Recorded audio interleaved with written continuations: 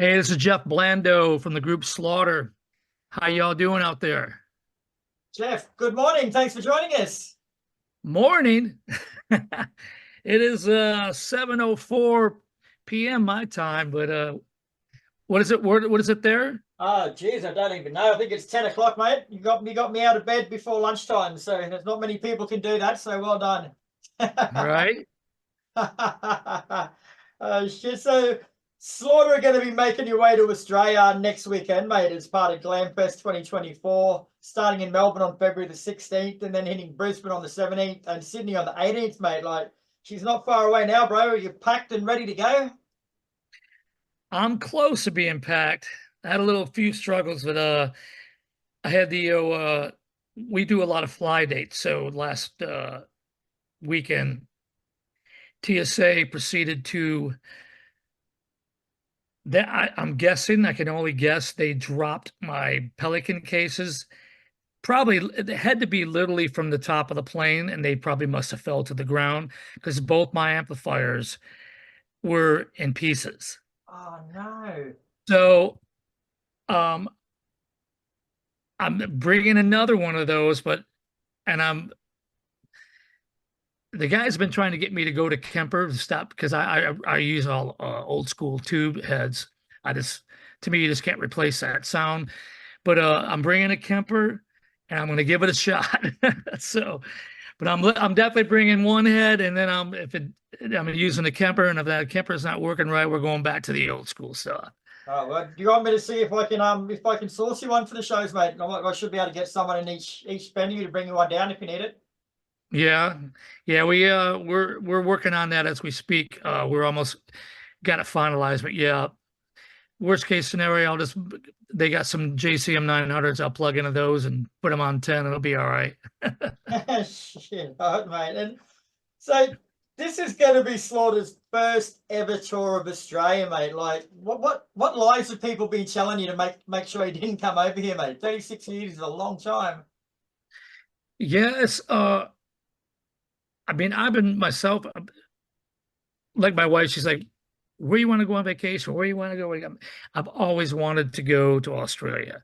Um, so I myself am super stoked and psyched about coming to Australia.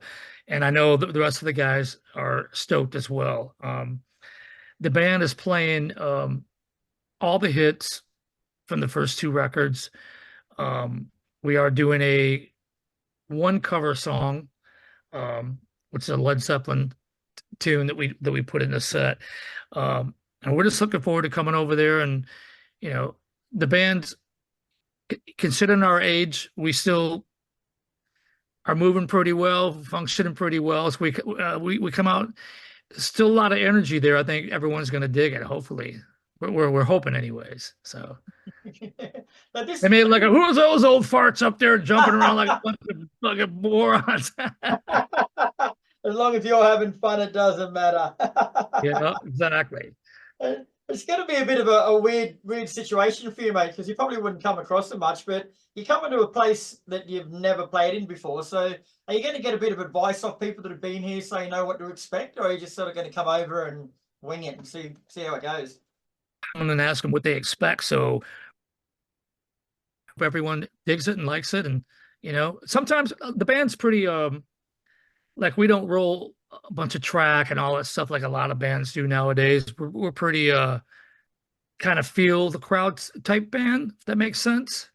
We kind of feed off the crowd and feed off the energy. So if we feel we're going one way, and if it feels a little odd, then we'll look at each other and kind of give us one guy will look at the other guy, and the other guy look at the other guy. Hey, we better put it in reverse and go the other way, take a left turn or something. But that's the type of band we are. We're very spontaneous, very loose when it comes to that. Very, very old school rock, if I guess kind of a good way to put it. Well, now you've pretty much played the crowds all over the world, mate. So what are you expecting from the Australian crowds? Like we're a bit different than everyone else, mate. We like a drink and we like a party, so Well, we're all going to get along great because that's the same with us. Where I grew up, like Dana and Mark and the Blast, the original, incarnation of Slaughter. Grew up on the West Coast, where I grew up on the East Coast, where in the West Coast you had to write your own songs, uh, and record your own songs and pretty much play for free until you suddenly made it. Where I grew up, you couldn't play original music. You had to go out there, play every song that was on the radio, drink with the bar owners, and it was kind of, you had to go out there and just party with everybody. And so that's kind of the how I was brought up in the music business. So the so when I first started playing with Slaughter, they go, dude, but you're a little terror, aren't you? It's like, so I think so it kind of works out pretty good with everybody. So I think it's going to be fine in good old Australia. Yeah.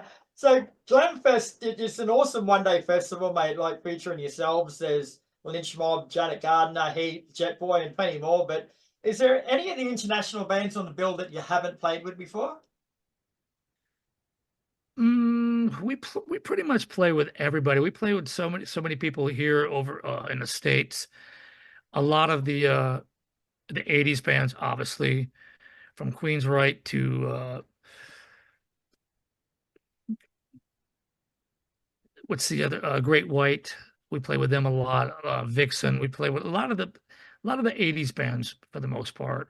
Once in a blue moon, uh, like we'll go and do some dates we've done with the Scorpions, and stuff like that. But for the most part, we play a lot of the 80s genre bands over here in the States. But once again, it's our first time coming there, so um, we don't play with a lot of the European bands and over and that type of stuff. So And what's the general mood like backstage at something like this, mate? Like it'd almost be like a school reunion of sorts, wouldn't it? Like just be a group of mates coming back together in a different country and new excuse to hit the piss. it is. It's like George Lynch texted me a couple days ago and he goes, "Hey man, so looking forward to doing the Australian dates with you guys." And I said, likewise, everyone's looking forward to it. And George and I, we do a lot of things together on the side. I play guitar and sing a lot with George. We do this thing called Music Mob, and to where we bring different artists, and like I'll do a show, and it'll have George Lynch on guitar, myself, Will Hunt, the drummer from Evanescence, and we'll bring in Jesse James Dupree from Jackal. We'll bring in Billy Gibbons from ZZ Top, Sammy Hagar. Uh, uh, we brought in Joel Hochstra. We do a lot of cool things like that. That's a lot of fun. But normally when like with Slaughter, when we go, our pre-show thing in the dress room before we go out on stage, is we all have to get there at least an hour and a half to 2 hours early, sip on a cocktail, turn on some, the Bluetooth and start listening to some jam to kind of get fired up, before we go out there. We all have a lot of fun. All the guys in our band get along really great. I always hear a lot of horror stories where I won't name the bands, but the singer and the guitar player, they don't even talk to each other. And it's like we're not about that. We all get along great. We all look forward to seeing each other. We all look forward to playing with each other. We goof around with each other. We just go out there and have a good time. And I think that's why a lot of the crowd, gets into a lot of the performance, because they see that we're having a good time. And for the most part, they have a good time as well. Glamfest also features a host of Australian bands such as Shotgun Mistress, Sisters Doll, Cross On, Ragdoll, and Wicked Smile, mate. So things like this, do you listen to the local bands before you come over here to do a bit of research on what to expect, or do you sort of prefer to find out? I haven't done any research. Like, so we've been really extremely busy touring. I mean, we barely have enough time. And I'm a awful sleeper on the plane, and that's my only time I can do any research of anything. And normally on the flights, the internet's not so crazy. But no, we like to get there early and check out the local talent and watch, kind of get a vibe of what's going on, and a lot every city we go to. Really like to see what's there with the bands that are local over there. Now, Slaughter's been a band for just over 35 years, mate, and like you've been through a lot. You've seen a lot in the music Oh, world. sorry, Yeah, sorry, are you there? I'm sorry, you cut out a second. Okay, sorry about that, I mate. couldn't hear you. Okay. Slaughter's been a band for just over 35 years now, man, and like you've seen a heap and you've done pretty much everything. But as a band, what sorts of things do you still think Slaughter's got to achieve musically? Well, one thing, and we get asked a lot about is when you guys going to put out some new music. So I think the bands really do, and we owe it to the fans that have been stuck with us all this time. Because believe it or not, it's we pinch ourselves every show that we play because it seems like we're playing to more people now than we did. I wasn't in the band back in those days, when Tim Kelly was here with us. Um, but Dan and Mark say, the band's doing better now than it did a lot, back in the heyday. So, um, I think we owe to the fans to put out some new music, and because a lot of people ask when what's the new music's coming out, and there was a point when we got together and did about 29, 30 ideas and riffs that we have sitting on the table, but the band has been so busy touring, other than when COVID happened, unfortunately.